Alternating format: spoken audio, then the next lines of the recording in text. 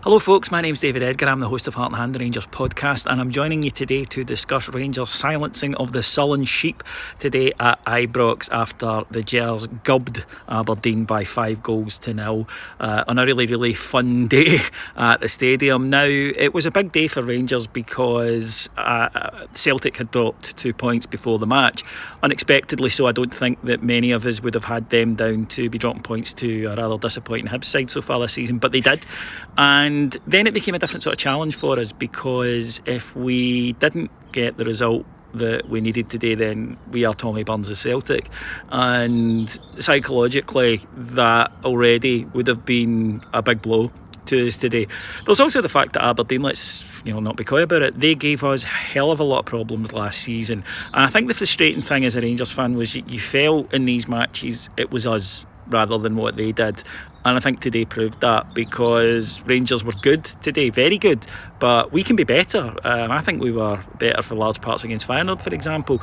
Rangers were as good as they had to be today and just absolutely annihilated them. Aberdeen could not live for us. The gap between the sides is a chasm as wide as Derek McInnes's belt size. So it was just so good. I'm sure conspiracy theorists will be bemoaning the fact that Rangers scored 2 penalties, even though they were both stonewallers. And credit to James Tavernier, he got the first goal and the fourth goal. The first goal in particular from the penalty spot, both are stonewalls, 2 fouls in the box after great play from Rangers. The first on Alfredo Morelos, who was terrific. The second on Greg Stewart, who we'll come to. And Tav stepped up and scored them. The first one, I think he deserves a lot of credit, because yes, he had missed them, and there'd been a bit of discussion about whether or not he should be hitting them. Well, he stepped up today and he absolutely leathered it home, and that would have changed the feeling around the stadium. There was a good feeling in the stadium today. You could tell the fans. Look, there's no point denying that the last couple of years Aberdeen has been a big rivalry for us, because since we came back up, we had to get to be challenging Celtic, but we had to go through some sides that for a while we were in the pack. And it was like a couple of years ago we had a kind of mini rivalry with Hibs, and then we had this mini rivalry for second with Aberdeen, but we've outgrown it and we've gone back to the place we should be. And you saw it today. Everyone expected Rangers to win. I heard quite a lot going in, 4s and 5s people were predicting. I know a few people who've made money off it today. But had Tav missed that, who knows, would that have changed the atmosphere? Luckily he didn't, he put it away. And then Rangers got the second with a superb Greg Stewart getting on the end of a terrific ball in from the right hand side to head it past the goalkeeper. He got a hand to it but couldn't keep it out. Greg Stewart was brilliant today. Him, Ojo and Morelos up front were excellent. Their movement caused Aberdeen so many problems. We did something different. Aberdeen sit in, we know what they're going to do. They did it for 90 minutes. They were 4-0 down and they didn't change what they were doing today. That's all they have. That's who they are. And when they play that way without Shinnie, without McKenna, they're jobbers, and you could see that today. But Rangers struggled against them last year, and the reason we didn't today was because we tried something different. There's no point playing our pacey players against Aberdeen because there's no room for them to move, whereas today we went with somebody who's got a good football brain in Greg Stewart.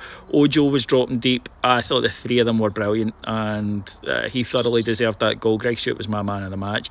Into the second half, Borna Barisic puts over an immaculate ball for Alfredo Morelos in the 50th minute to head home, and then we're all done. McInnes had sent Aberdeen out a couple of minutes early, and that usually means at half time, that usually means that the managers put a flea in their ear. But if anything, they got lost and Rangers got better, and Rangers just decided in the first 20 minutes of that we're going to put it to bed.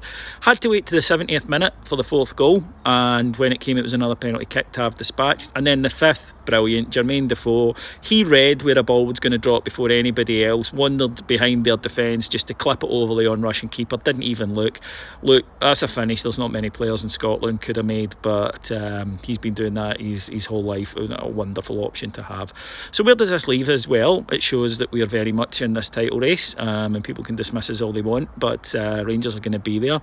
It shows, as I say, that the whole sort of Rangers are in the pack, and we were for a bit. We're not now. There's us and Celtic and everyone else again. Now, are we as close to Celtic as we want to be? Not yet, because we are still behind them. It's only a point, which is a hell of a lot better than 3, but even so, it's still nice to be moving in the right direction.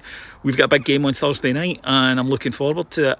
And if nothing else, from the point of view of running the site on Patreon, I'm just delighted that we'll all be in a good mood going into this, because if we'd lost that and, you know, Stephen Gerrard had lost again to Derek McInnes, then I think that it would have been an uncomfortable week. So for selfish reasons, thank you, Rangers. If you do want to join the Patreon community, and you should because it's a wonderful place, then please go to patreon.com/heart and hand.